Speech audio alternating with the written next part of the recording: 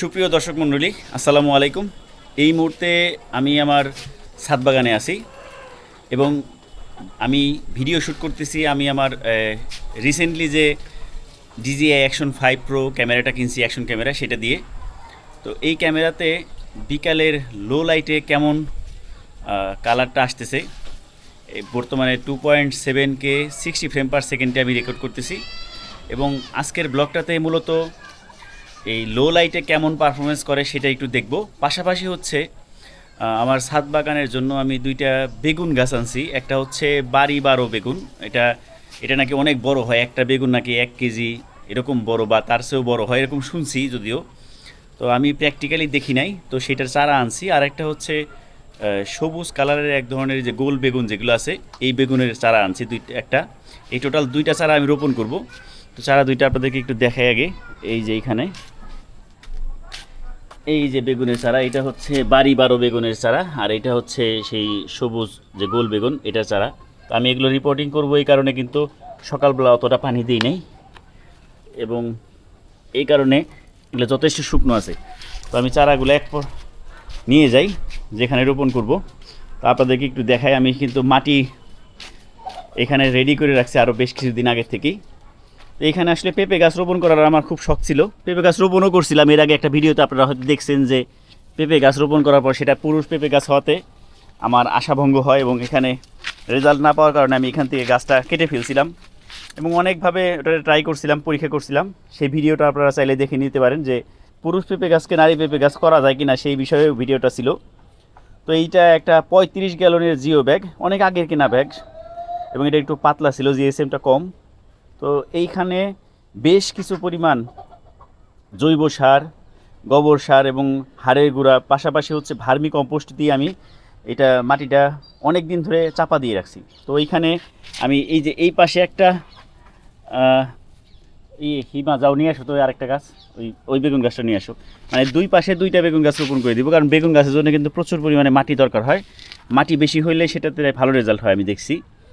তো এইখানে একটা আর ওই পাশে একটা, এই দুই পাশে দুইটা বেগুন গাছ লাগাই দিব এবং মাঝখানে একটা পাইপ দিয়ে রাখছি, গাছ যদি বড় হয় তখন হইতেছে যাতে বেঁধে দিতে পারি।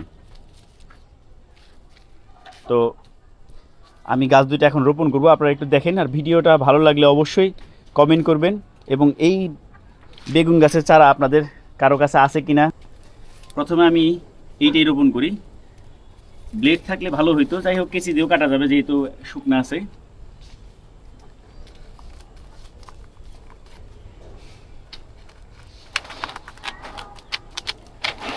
সাবধানতার সাথে কাটতে হবে যাতে বেগুন গাছের যে মাটিটা এটা যাতে ভেঙে না যায়।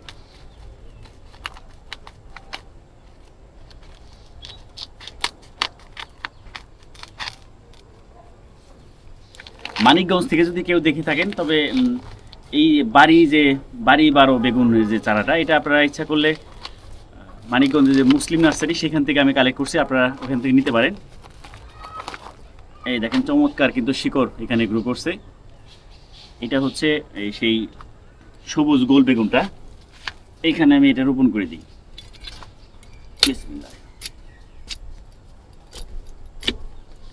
এই মাটিতে কিন্তু যথেষ্ট পরিমাণে জৈব সার দেওয়া আছে।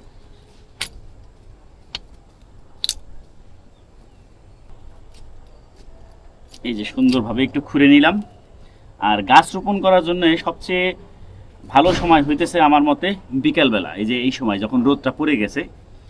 তো এখন আমি এই গাছটা রোপণ করে দিই। বিসমিল্লাহির রহমানির রহিম।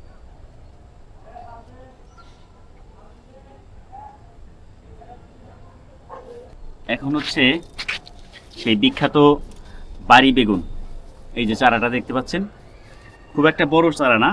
তো আমরা এটা এখানে বসাই দিব, নিচের দিকে পাতাটা একটু সেটে নিলাম।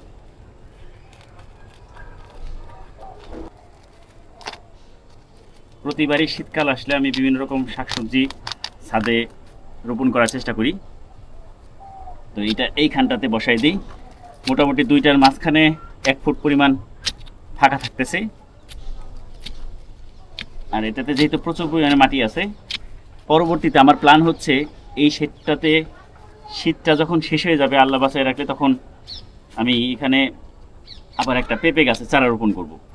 কারণ আমার খুব ইচ্ছা যে আমি দেখার জন্য যে ছাদ বাগানে আমি অনেকেরই দেখি বড় বড় পেঁপে হয়, আমার ছাদ বাগানে যেমন কলা গাছে কলা ধরছে মাশাল্লাহ। তো পেঁপে গাছেও এখানে করা সম্ভব এবং অনেকেই করে।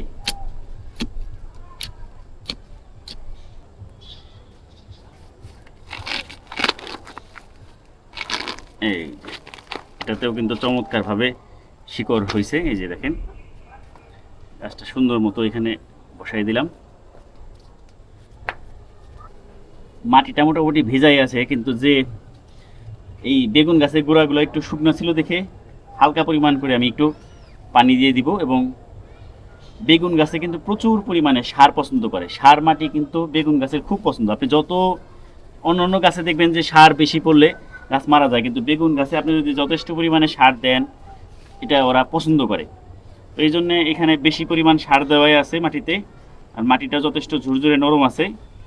তো এবং এইসব গাছে কিন্তু প্রচুর পরিমাণে পোকা লাগে, এই কারণে প্রতি সপ্তাহে বা 10 দিনে একবার কিন্তু ফাঙ্গিসাইড এবং কীটনাশক এই গাছে স্প্রে করতে হবে। আমি এখন এই গাছের গোড়ায় পানি দিয়ে দিব এবং পরবর্তীতে এই গাছের আপডেট আপনাদের সাথে আমি জানানোর চেষ্টা করব। এই যে পানি দিয়ে দিলাম।